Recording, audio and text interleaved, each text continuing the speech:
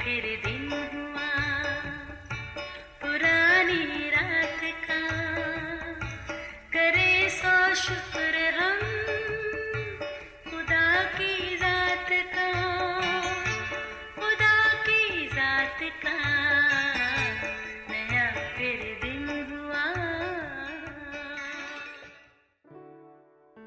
आज की आयत। और खुदा ने उन सब पर जो उसने बनाया था नज़र की और देखा कि बहुत अच्छा है। पैदाइश पहला बाब 31वीं आयत।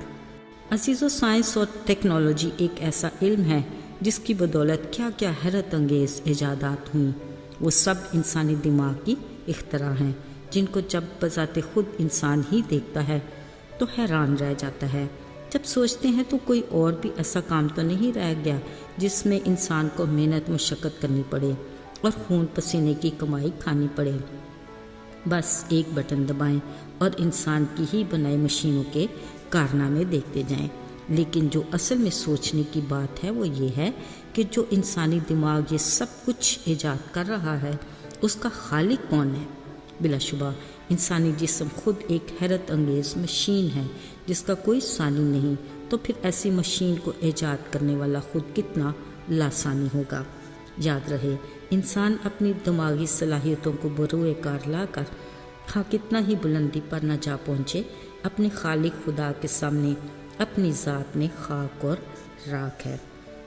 अजीज़ों, बिलाशुबा साइंस किसी भी चीज़ को तख्लीक नहीं करती, बल्कि हज़ारों साल पहले तख्लीक की हुई कायनात की चीज़ों को फ़कत दरियाफ्त करने की जुस्तजू में ज़रूर रहती है।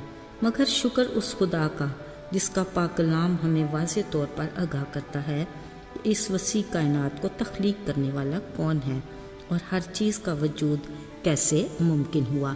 अजीज़ों, क्या हम खुद से सोच सकते हैं कि इब्तदा में हमारी ज़मीन की असल हालत क्या थी?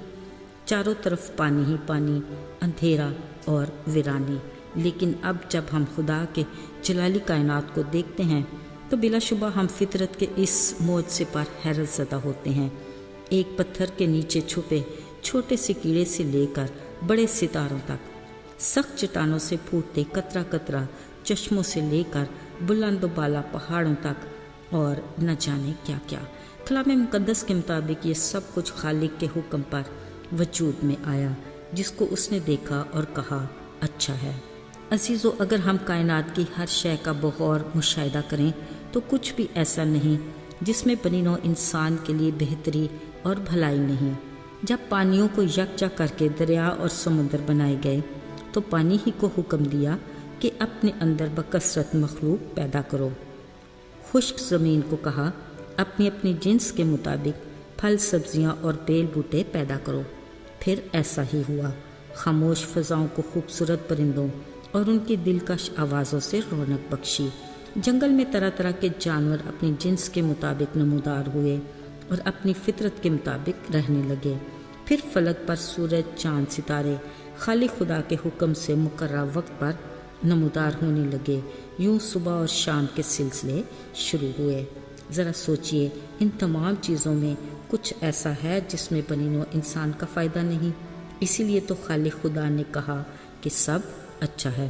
अजीज़ों, पहले उसने कायनात बनाई, इस जहान को खूबसूरत बनाया, तब बनीनो इंसान को तख्लीक करके इन सब पर इख्तियार दिया, बरकत से नवाजा और कहा फलो बढ़ो और ज़मीन को महकूम करो।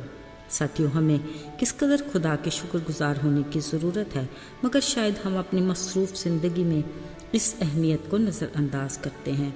होना तो ये चाहिए कि हर दिन कम अज़ कम एक वक्त ऐसा ज़रूर मुकर्रर करें कि अपने आसपास कुदरत के अजीम शाहकारों को देखकर खुशी मनाया करें और इनकी तख्लीक करने वाले का शुक्रिया अदा किया करें और आसमान और ज़मीन के जाओ जलाल वाले रब की अज़मत पर गौर किया करें। क्या ये सच नहीं कि कारखाना कुदरत जितना मौजज़ाती है उतना ही खूबसूरत भी, और जितना नाकाबिल फ़हम है उतना ही हैरान कुन भी। अजीज़ों, हज़रत दाऊद ज़बूर 19 में अपनी हैरत और खुदा की अज़मत का एतराफ़ करते हुए कहता है, आसमान खुदा का जलाल ज़ाहिर करता है और फ़िज़ा उसकी दस्तकारी दिखाती है। ज़रा सोचें, निज़ाम कुदरत किस कदर अपने खालिक खुदा का पाबंद है। قدرت کا ہر رنگ ڈھنگ اور ہر بدلتا موسم تعریف و ستائش کے قابل ہے۔ ہر چیز میں خالق خدا کی حضوری، قدرت اور اس کے جلال کی گواہی ہے۔ کیا یہ سب کچھ ہمارے خوش ہونے کے لیے کافی نہیں؟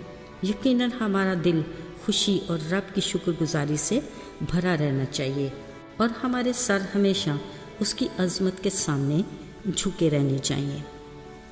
آئیے دعا کریں۔ پیارے خداوند، تو نے ہمارے لیے اس خوبصورت کائنات کو تخلیق کیا۔ ہم محدود عقل رکھنے والے انسان کے لیے تیری عظمت اور جلال کو سمجھنا ناممکن ہے۔ ہمیں توفیق عطا کر کہ ہم تیری قدرت کو دیکھ کر تجھے مکمل طور پر سمجھ سکیں۔ بے شک تو کس قدر عظیم خدا ہے۔ یسوع کے نام میں تجھ سے مانگتے ہیں، آمین۔